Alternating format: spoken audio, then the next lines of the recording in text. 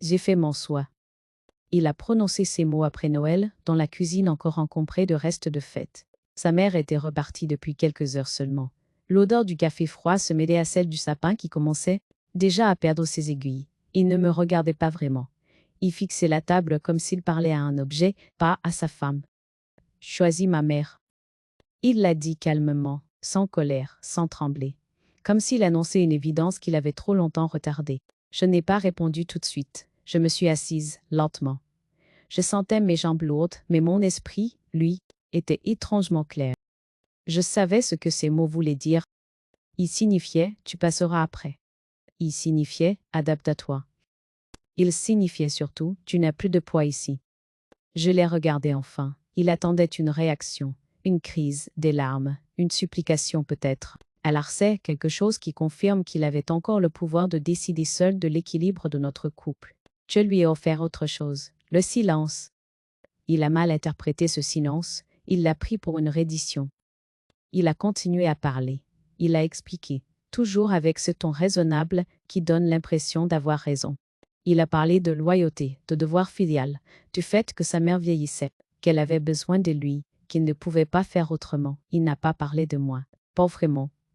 J'étais devenue une variable secondaire en détail à gérer plus tard.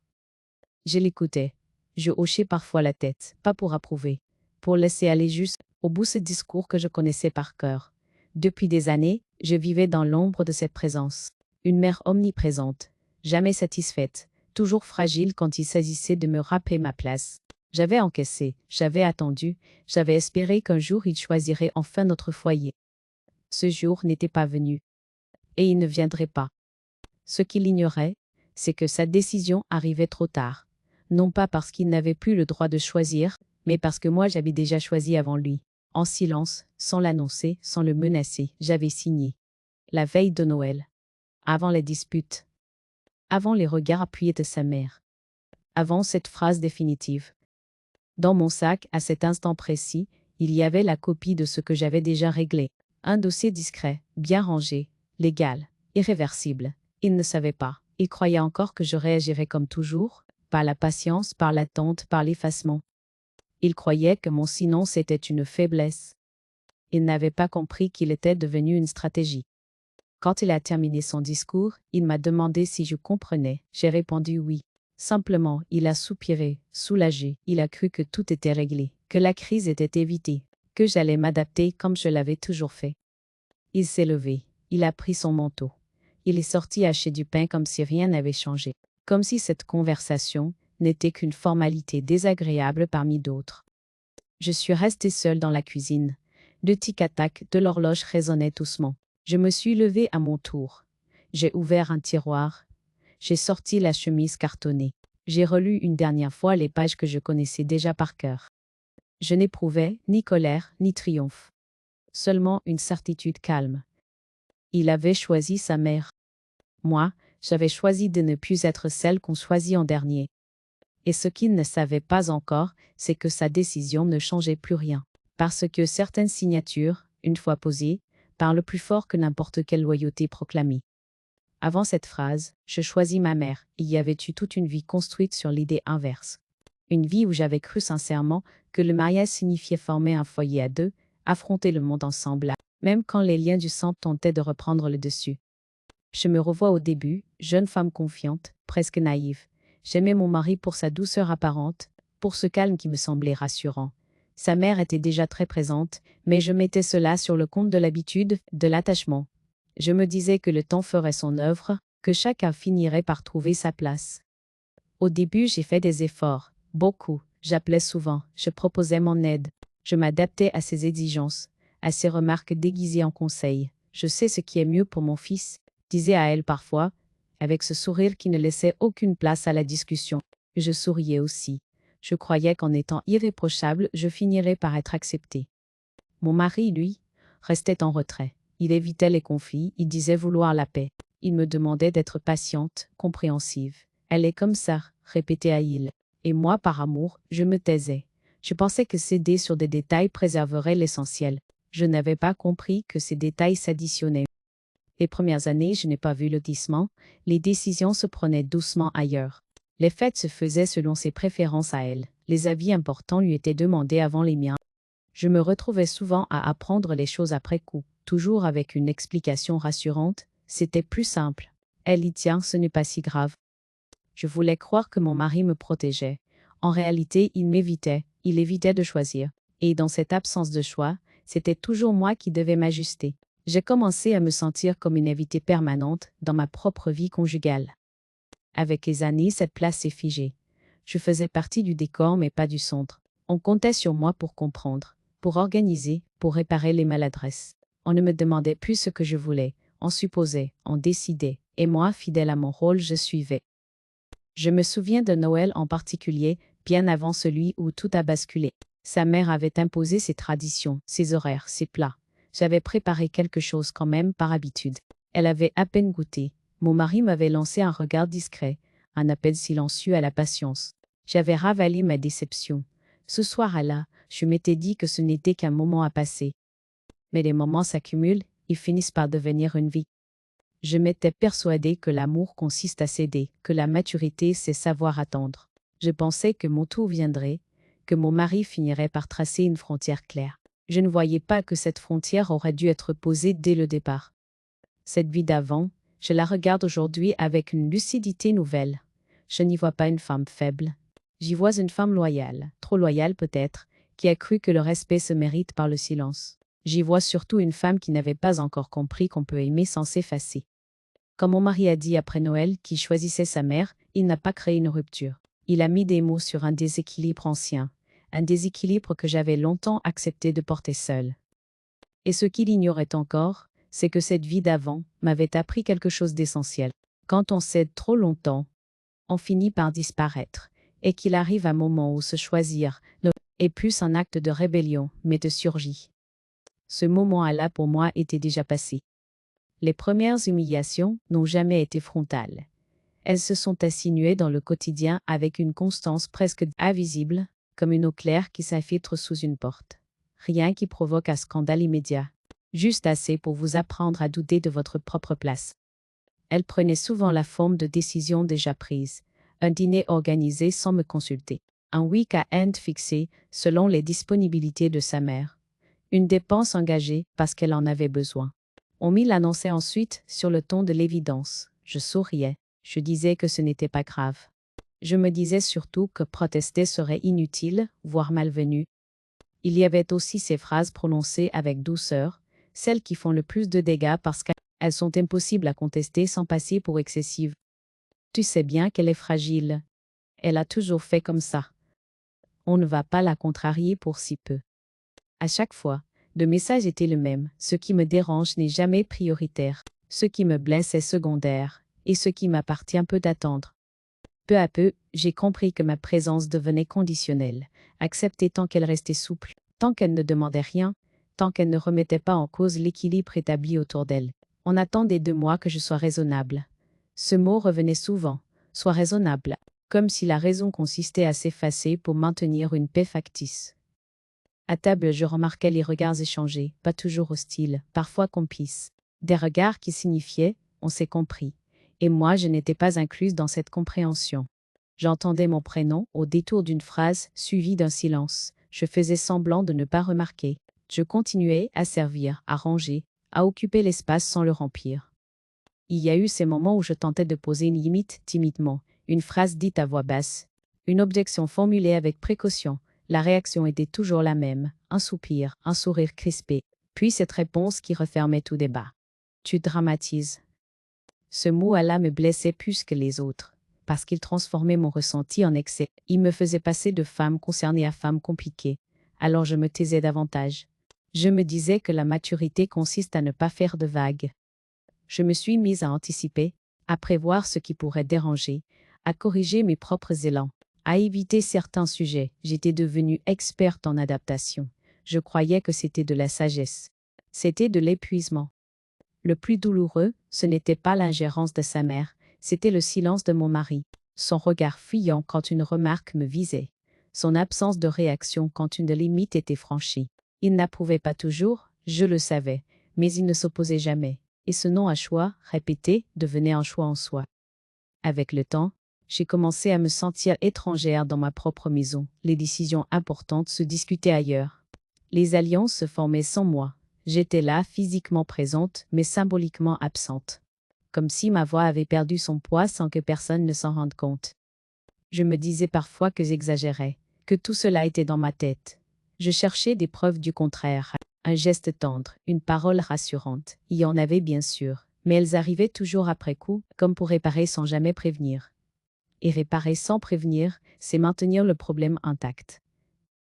Ces petites humiliations n'étaient pas spectaculaires. Elles ne faisaient pas de bruit, mais elles s'accumulaient. Elles construisaient un récit où je n'étais plus qu'un élément à gérer, pas une partenaire à considérer. Et à force de m'adapter, j'avais fini par confirmer ce récit sans le vouloir. Quand, après Noël, mon mari a dit qu'il choisissait sa mère, ce n'était pas une rupture soudaine. C'était la formulation claire de ce que j'avais déjà vécu 1000 fois, en plus discret. Une hiérarchie enfin nommée, une place attribuée sans ambiguïté. Ce jour-là, je n'ai pas ressenti de surprise. J'ai ressenti une reconnaissance froide. Voilà jusqu'où m'avaient mené ces petites humiliations acceptées trop longtemps. Voilà ce que produit le silence quand il n'est pas choisi, mais imposé. Et c'est précisément à cet instant, quand l'humiliation cesse d'être diffuse et devient lisible, que quelque chose, en moi, a cessé de plier.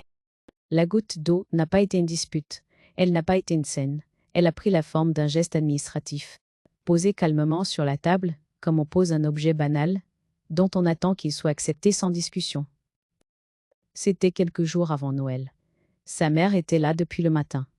Elle occupait la cuisine comme si elle y avait toujours vécu, elle donnait des instructions, réorganisait les placards, décidait des menus. Mon mari allait et venait, nerveux, attentif à ne surtout pas la contrarier. Moi, je restais en retrait.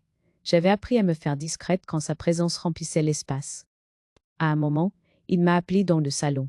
Sa mère s'est assise dans le fauteuil bien droite, les mains croisées. Mon mari a sorti une enveloppe. Il a parlé doucement, presque timidement. C'est juste une formalité, pour simplifier les choses. Le mot simplifier est revenu, comme toujours. Dans l'enveloppe, il y avait des documents déjà préparés. Une procuration, des autorisations, des signatures prévues, tout était prêt. Il ne manquait que la mienne. J'ai pris le papier. Je l'ai lu lentement, très lentement. À mesure que je comprenais, mon cœur s'est serré, mais mon esprit, lui, devenait d'une clarté presque douloureuse. Ce n'était pas un simple coup de main, c'était une délégation de pouvoir. Une manière élégante de me retirer la capacité de décider au nom de mon confort, de mon âge, de la paix familiale. Sa mère m'observait en silence, un silence chargé. Elle savait depuis le début, ce plan n'était pas improvisé, il avait été pensé, discuté, ajusté sans moi. Je n'étais pas invitée à décider, j'étais convoquée pour signer. C'est pour éviter les problèmes plus tard, a ajouté mon mari. Et puis maman est d'accord pour aider, a-t-il poursuivi comme si cela réglait tout. Je n'ai pas levé la voix, je n'ai pas pleuré. J'ai simplement posé le document sur la table et j'ai dit que je devais réfléchir. Sa mère alors parlait pour la première fois, avec ce ton faussement compatissant que je connaissais trop bien. Tout devient compliqué pour rien, on veut juste ton bien. Cette phrase-là a tout figé. Elle ne laissait plus aucune ambiguïté. Mon bien n'était qu'un prétexte. Ce qui comptait, c'était le contrôle, la continuité de son influence, et le confort de mon mari, soulagé de ne pas avoir à choisir. Je me suis levée, j'ai rangé mes affaires, j'ai dit que je rentrerais plus tôt que prévu. Personne ne m'a retenue. Personne ne m'a demandé comment je me sentais. Mon mari m'a simplement regardé partir, visiblement soulagé que la discussion s'arrête là. Sur le chemin du retour, je n'ai pas pleuré. J'étais trop lucide pour ça. Tout s'était aligné. Les petites humiliations, les silences, les décisions prises sans moi. Tout menait à cette enveloppe, à cette tentative d'effacement légal, propre, sans bruit. Ce soir-là, seul dans la maison, j'ai ouvert un classeur que je gardais depuis des années. J'y avais rangé des papiers, des contrats, des copies, des choses importantes que je n'avais jamais vraiment regardées de près. J'ai compris alors que ma passivité avait été une invitation. Une invitation à décider à ma place. J'ai pris un stylo, j'ai noté la date, j'ai écrit ce qui s'était passé, mot pour mot. Non pour nourrir une colère, mais pour ancrer la réalité. Ce qui est écrit ne peut plus être nié. La goutte d'eau, ce n'était pas ce papier. C'était la certitude qu'ils avaient déjà imaginé ma disparition symbolique sans me consulter. Ce soir-là, quelque chose a basculé. Je n'étais plus une épouse à convaincre, ni une belle fille à ménager. J'étais une femme qu'on avait tenté d'écarter avec élégance. Et j'ai compris une chose essentielle. Quand on essaie de vous retirer votre voix sans bruit, la seule réponse possible est une décision claire prise ailleurs, autrement. À partir de cet instant, je n'attendais plus qu'il me choisisse. Je me préparais à me choisir moi-même. Les nuits qui ont suivi cette scène ont été longues, mais elles n'étaient plus confuses. Je ne tournais pas en rond, je ne cherchais plus d'excuses à ce que j'avais vu. J'étais entrée dans un temps différent, un temps où l'on ne se demande plus si l'on a le droit de penser ce que l'on pense, mais comment agir sans se trahir.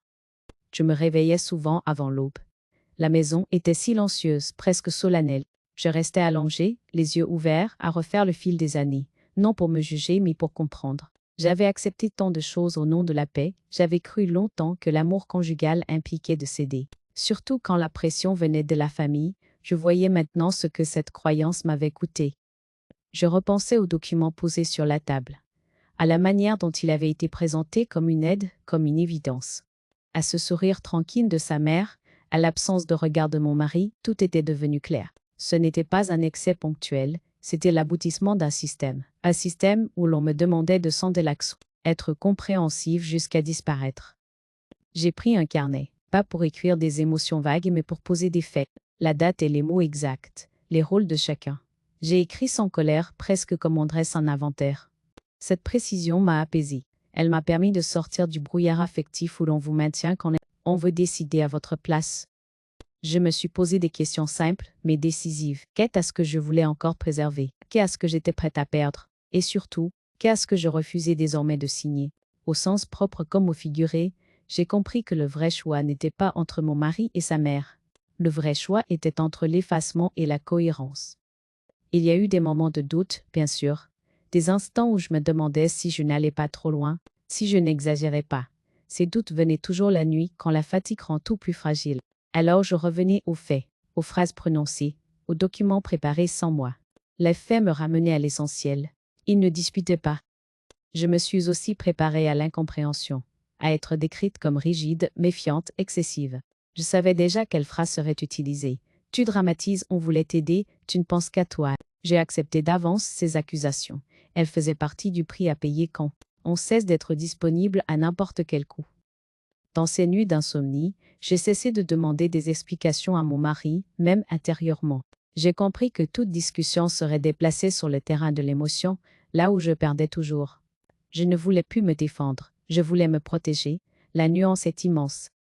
Je me suis renseignée, discrètement. Lire, comprendre, distinguer l'affect du droit. Cette séparation m'a libérée. Elle m'a rappelé que la loyauté familiale n'autorise pas tout, et que l'amour ne justifie pas la dépossession. Je découvrais une force nouvelle, calme, presque austère, celle de la clarté. Peu à peu, une décision s'est formée en moi. Pas une réaction, pas une vengeance. Une décision structurée, pensée, assumée. Je n'avais plus besoin de convaincre qui que ce soit. J'avais besoin de poser un cadre qui ne dépendrait plus de l'humeur, de la pression ou de la peur du conflit. Au matin du 24 décembre, j'ai rangé le carnet. J'ai préparé la maison. J'ai choisi des vêtements sobres. Rien qui appelle le débat. Rien qui provoque.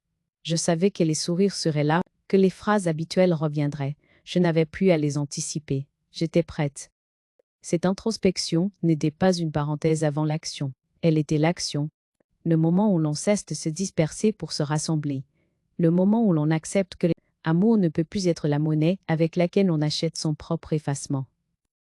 Je n'attendais plus qu'il me choisisse. Je n'attendais plus qu'il comprenne. Je m'étais choisie, et cette décision, silencieuse et ferme, ne demandait plus aucune validation. La préparation n'a pas commencé par une rupture visible. Elle a commencé par un rendez-vous pris en silence, un matin ordinaire, comme on en prend tant d'autres au cours d'une vie. J'ai noté l'adresse sur un papier, sans la laisser traîner. Je n'ai rien dit à mon mari. À ce stade, parler aurait été une faiblesse. J'avais compris que certaines décisions doivent mûrir hors du regard de ceux qui pourraient les empêcher. Le notaire m'a reçu avec une neutralité bienveillante. Il n'a pas posé de questions inutiles. Il m'a écouté exposer les faits calmement, sans pathos. Plus je parlais, plus je sentais ma voix se poser. Ce récit que j'avais tant de fois retenu prenait enfin une forme utile. Il ne s'agissait plus de souffrance, mais de droit, de cadre, de conséquences. Nous avons tout repris depuis le début. Les biens, les comptes, les signatures passées, les zones floues. Chaque point éclairci me redonnait une parcelle de contrôle. J'ai compris à quel point l'imprécision avait joué contre moi. On m'avait demandé de faire confiance.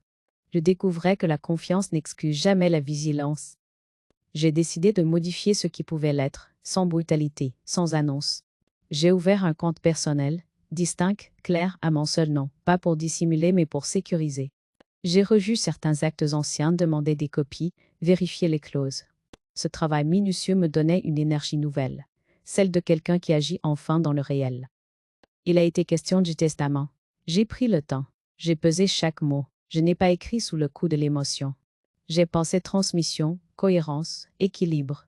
J'ai compris que décider, ce n'est pas punir, c'est assumer ce que l'on veut protéger et ce que l'on ne veut plus exposer. Je n'ai retiré personne par colère. J'ai simplement cessé de prévoir ma propre vulnérabilité future. J'ai choisi de ne plus être dépendante de ceux qui, déjà, tentaient de décider pour moi. Cette lucidité m'a coûté une forme d'innocence, mais elle m'a offert une stabilité nouvelle. À la maison, je continuais à jouer mon rôle habituel. Je souriais, je participais aux conversations, je laissais mon mari parler de sa mère, de ses inquiétudes, de ses projets. Il n'a rien remarqué. Il croyait que la tempête était passée, il confondait mon calme avec un retour à l'ordre ancien. Je n'éprouvais ni duplicité, ni culpabilité. J'agissais dans un espace que l'on m'avait toujours refusé, celui de l'autonomie. Je savais que si j'expliquais, on tenterait de me convaincre. Si je demandais l'accord, on le conditionnerait. Alors je n'ai ni expliqué, ni demandé. Chaque démarche renforçait ma détermination. Chaque signature posée avec lucidité annulait un peu plus celle qu'on avait voulu m'arracher sous prétexte de simplification. Je me sentais droite, non pas contre quelqu'un, mais pour moi. Il y avait dans cette préparation une forme de solitude, bien sûr, mais ce n'était plus la solitude de l'abandon. C'était celle de la responsabilité retrouvée. Je portais mes décisions sans les déléguer, sans les dissimuler, sans les imposer non plus. Quand tout a été prêt, quand chaque document a trouvé sa place, je n'ai rien ressenti de spectaculaire. Pas de triomphe, pas de soulagement excessif, juste une stabilité intérieure, profonde, presque grave. Je savais que le moment viendrait où les conséquences apparaîtraient. Je n'avais pas besoin de le provoquer. Je m'étais préparé sans bruit, avec méthode, avec dignité. Et cette préparation alla, personne ne pourrait plus la défaire par une phrase, un regard ou une pression affective. Le moment où le piège s'est refermé n'a pas eu besoin de cris. Il n'a pas pris la forme d'une révélation théâtrale. Il s'est imposé par le réel brutal et indiscutable, celui qui ne se négocie pas quand les signatures ont été posées au bon endroit. Tout a commencé par une convocation. Rien d'agressif, une lettre officielle, au ton neutre, qui demandait simplement une présence pour clarification de situation. Mon mari l'a ouverte sans méfiance. Il a lu, relu, son visage s'est tendu. Il ne comprenait pas. Il a levé les yeux vers moi, cherchant une explication que je n'ai pas donnée. Sa mère, informée aussitôt, est arrivée le jour même. Elle s'est installée comme à son habitude, droite, sûre d'elle. Elle croyait encore que tout cela n'était qu'un malentendu, un détail administratif qu'on arrangerait par la parole, par la pression, par l'autorité implicite qu'elle exerçait depuis des années. Mais cette fois, la parole n'avait plus la priorité. Le notaire a parlé. Calmement, il a déroulé les faits, les actes modifiés, les comptes sécurisés, les nouvelles dispositions. Rien n'était discutable. Tout était légal, clair, enregistré. Chaque phrase refermait un peu plus l'espace où il pensait encore pouvoir intervenir. Je les observais. Mon mari passait de l'incrédulité à la colère contenue. Sa mère, elle, ne comprenait pas comment cela avait pu se faire sans elle. Elle cherchait une faille, une erreur, un oubli. Elle ne trouvait rien. « Tu n'avais pas le droit », a-t-elle fini par dire, me regardant enfin directement. Ce fut la seule phrase qui m'atteignit, non par sa violence mais par son absurdité. Je n'ai pas répondu, ce n'était pas à moi d'expliquer. Le droit n'a pas besoin de justification affective. Il existe ou il n'existe pas. Et cette fois, il existait pour moi. Mon mari a tenté de reprendre la main. Il a parlé de famille, de respect, de confiance trahie. Chaque mot sonnait creux, parce qu'il arrivait trop tard. La confiance ne se réclame pas quand On a tenté de retirer la parole à l'autre. Elle se construit avant. Le notaire a rappelé une chose simple. Aucune signature ne m'avait été imposée. Aucune décision n'avait été prise sous contrainte. J'étais pleinement en capacité de décider. Ce rappel a fait l'effet d'un coup sec. Il annulait d'un seul geste le récit qu'ils avaient construit autour de ma supposée fragilité. Sa mère a perdu son calme, elle a élevé la voix. Elle a parlé d'ingratitude, de manipulation, de trahison. Plus elle parlait, plus elle se dévoilait. Chaque accusation confirmait ce que j'avais compris depuis longtemps. Elle ne supportait pas de ne plus contrôler.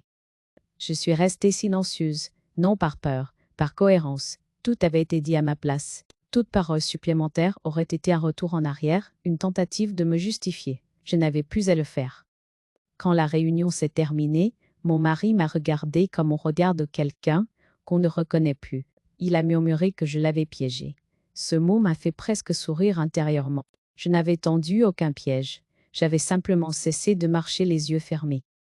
Ils étaient venus convaincus que je céderais, comme toujours. Ils repartaient face à une réalité qui ne dépendait plus d'eux. Le pouvoir qui pensait naturel venait de leur échapper sans bruit. Dans le couloir, sa mère a tenté une dernière approche, une phrase basse, presque suppliante. Je ne l'ai pas écoutée, non par mépris, mais parce que l'heure n'était plus aux négociations. Le piège ne s'était pas refermé sur eux par vengeance. Il s'était refermé par logique. Et à cet instant précis, j'ai su que rien ne serait plus jamais comme avant. Parce que, pour la première fois, je n'avais pas cédé. Après cette rencontre, rien n'a explosé immédiatement. La rupture ne s'est pas faite dans le fracas, mais dans une lente désagrégation, presque silencieuse, comme un édifice qui tient encore debout par habitude, alors que ses fondations viennent d'être mises à nu. Les jours suivants, les appels ont commencé, d'abord hésitants puis plus insistants. Mon mari cherchait à comprendre, à reformuler, à réécrire l'histoire. Il alternait entre reproches voilés et tentatives de rapprochement maladroite. Sa mère, elle, passait par d'autres chemins, des messages indirects, des intermédiaires, des phrases rapportées qui tentaient de réveiller en moi la culpabilité ancienne. Je ne répondais pas, ou peu. Je mesurais chaque mot, je refusais d'entrer dans les récits parallèles. Ce silence nouveau les désarmait. Ils n'avaient jamais appris à composer avec une femme qui ne se justifie plus. Peu à peu, les alliances se sont fissurées. Mon mari a commencé à se défendre face à sa mère, non par conviction, mais par fatigue. Elle lui reprochait de ne pas avoir prévu, de ne pas avoir surveillé, de m'avoir laissé agir. Pour la première fois, je n'étais plus la seule à porter la responsabilité du déséquilibre. Il se renvoyait ce poids qui, jusqu'à là, avait toujours fini par m'écraser. Des vérités enfouies ont alors refait surface, des non-dits anciens, des reproches accumulés, des décisions prises autrefois sous pression. J'entendais tout cela de loin. Comme on écoute un bruit sourd derrière une porte fermée, je n'avais plus besoin d'intervenir. Le système qu'ils avaient construit sans moi se délitait de lui-même. Dans la famille élargie, les versions se contredisaient. Certains me plaignaient, d'autres me jugeaient. Quelques-uns plus lucides comprenaient enfin ce qui s'était joué. Je laissais chacun à son interprétation. J'avais cessé de chercher l'unanimité depuis longtemps. Elle est le refuge de ceux qui ont besoin d'être rassurés. Mon mari s'est retrouvé seul face à ses choix. Sa mère exigeait une loyauté totale. Moi, je n'en demandais plus. Cette asymétrie l'a déstabilisé. Il ne savait plus à qui il devait plaire, ni comment réparer ce qui s'était fissuré. Pour la première fois, il devait assumer sans déléguer. Je l'ai vu s'épuiser dans des tentatives de contrôle qui ne fonctionnaient plus. Il ne pouvait ni revenir en arrière, ni m'obliger à avancer selon ses termes. Ce vide, je l'avais longtemps connu. Il découvrait à son tour ce que cela fait de ne plus avoir de terrain stable. Sa mère, elle, s'est raidie. Elle a parlé de rupture, de trahison définitive. Elle a utilisé des mots lourds, pensant m'atteindre encore. Il disait désormais sur une surface que je n'offrais plus. La peur avait changé de camp. Je n'éprouvais aucune satisfaction à voir ce chaos, juste une lucidité calme. Ce qui s'effondrait n'était pas une famille unie, mais une organisation fondée sur la domination affective. Elle ne pouvait pas survivre à la clarté. À distance, je reprenais ma respiration. Je réorganisais mon quotidien. Je faisais des choix simples. Je me redécouvrais capable de traverser les journées sans anticiper la prochaine tension. Ce soulagement-là n'avait pas de mots, mais il était profond. L'éclatement familial n'était pas une victoire. C'était une conséquence. une conséquence du moment où j'avais cessé de porter seule ce qui n'aurait jamais dû reposer sur mes épaules. La nouvelle vie ne s'est pas imposée comme une libération spectaculaire. Elle est arrivée avec une discrétion, presque déroutante, comme si elle avait toujours été là, en attente que je la reconnaisse enfin. Après le tumulte silencieux des semaines précédentes, j'avais besoin d'un lieu où rien ne me rappelait mes anciennes fonctions, mes anciens rôles, mes anciennes concessions. Je n'ai pas cherché loin. J'ai choisi un endroit simple, lumineux, sans histoire partagée. Un appartement modeste, mais clair, où chaque pièce pouvait être pensée à partir de moi seule. La première nuit, j'ai dormi profondément, sans sursaut, sans attente. C'était un sommeil neuf, celui qui vient quand l'esprit cesse enfin de surveiller. Les jours suivants, j'ai pris le temps, le vrai temps, celui qu'on ne remplit pas pour prouver qu'on est utile. Je me levais quand mon corps le demandait. Je préparais le café lentement. J'ouvrais les fenêtres, même quand il faisait froid, pour sentir l'air entrer sans demander la permission. Ces gestes ordinaires avaient une saveur étrange, celle de la liberté retrouvée. Je marchais beaucoup, sans but précis. Je redécouvrais mon quartier comme si j'y arrivais pour la première fois. Personne ne connaissait mon histoire, personne ne me regardait à travers un rôle. J'étais simplement une femme parmi d'autres, et cette banalité me faisait un bien immense. Peu à peu, des liens se sont tissés. Fragiles, légers mais sincères. Une voisine avec qui je partageais quelques mots dans l'escalier, un commerçant qui me reconnaissait, des conversations brèves sans attente cachée. Je n'avais plus à prouver ma loyauté, ni ma patience, ni ma disponibilité. Je pouvais être présente ou absente, selon mon désir.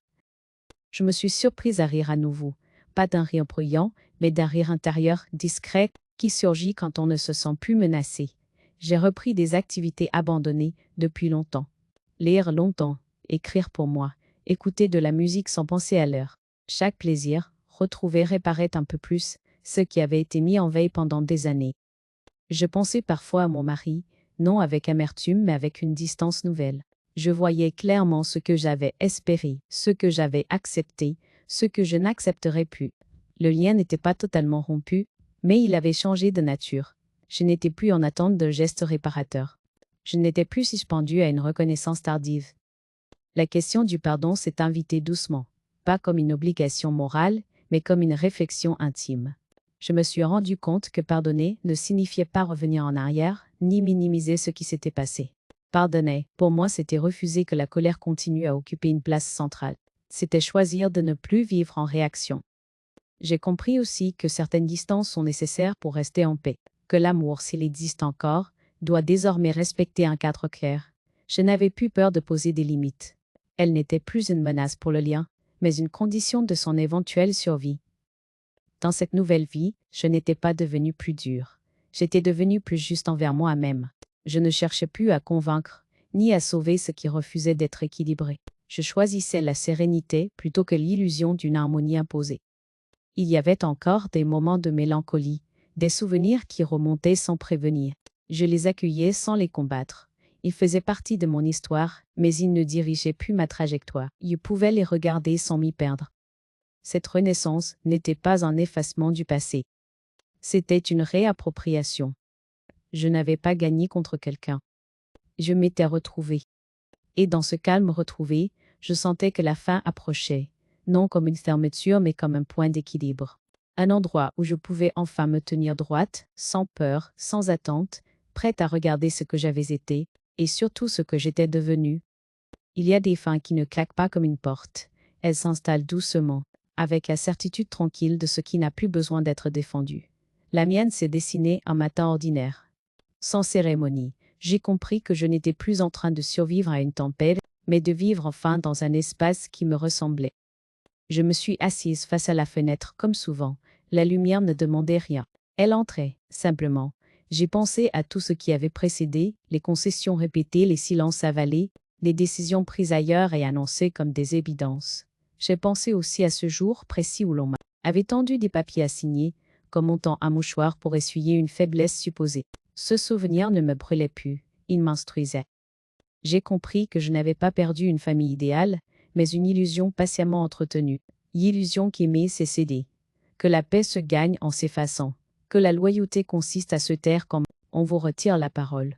Cette illusion, Allah, je l'avais payée cher. Et c'est précisément pour cela que je ne voulais plus la transmettre. Je me suis demandé ce que j'aurais dit à la femme que j'étais autrefois. Pas pour la juger, pour la rassurer. Je lui aurais dit que sa patience n'était pas une faiblesse, mais qu'elle ne devait pas devenir un piège. Que la douceur n'oblige jamais à accepter l'injustice, que l'on peut aimer sans se dissoudre. Et surtout, que demander conseil vérifié, encadré, ce n'est pas trahir, c'est se respecter. J'ai pensé à mon mari, à ce choix qu'il avait formulé après Noël, comme s'il mettait enfin des mots sur un ordre ancien. Je n'éprouvais plus le besoin de lui répondre. Les réponses avaient déjà été données ailleurs, par des actes précis, mesurés, irréversibles. Je n'avais pas cherché à l'humilier, ni à gagner. J'avais choisi de me tenir droite. C'est souvent cela que l'autre ne pardonne pas, votre verticalité retrouvée. Il y a un prix à payer pour la clarté. Des distances qui s'installent, des silences qui durent, des conversations qui n'auront peut-être jamais lieu. J'ai accepté ce prix sans amertume. Parce que je savais désormais reconnaître les liens qui nourrissent de ceux qui épuisent. Préserver un lien au détriment de sa dignité n'est pas de l'amour. C'est une fatigue lente qui finit par vous rendre étrangère à vous, à même. À celles et ceux qui se reconnaissent dans ce chemin, je voudrais dire une chose simple. Quand on vous demande de signer par lassitude, de céder pour éviter le conflit, de faire confiance sans comprendre, arrêtez à vous, prenez le temps, renseignez à vous, écrivez, clarifiez, non pour attaquer, mais pour vous protéger. La loi n'est pas froide, elle est précise, et la précision est parfois la plus grande des tendresses envers soi. Je n'ai pas fermé la porte au pardon, je l'ai replacé à sa juste place. Le pardon n'est pas un retour en arrière, ni un effacement. C'est une possibilité qui naît quand la vérité a été reconnue et respectée. En attendant, j'ai choisi la sérénité. Elle n'a rien de spectaculaire. Elle est ferme. Elle ne demande pas l'approbation. Elle se suffit. Aujourd'hui, je vis à mon rythme. Je choisis mes mots. Je choisis mes silences. Je choisis ce que je partage et ce que je garde. Cette liberté n'est pas une revanche, c'est une cohérence retrouvée. Mes actes et mes valeurs avancent enfin ensemble. Et dans cet accord, je me sens entière. Je n'ai pas élevé la voix. Je n'ai pas créé de scène. Je n'ai pas supplié. Le silence peut aussi être une forme de justice.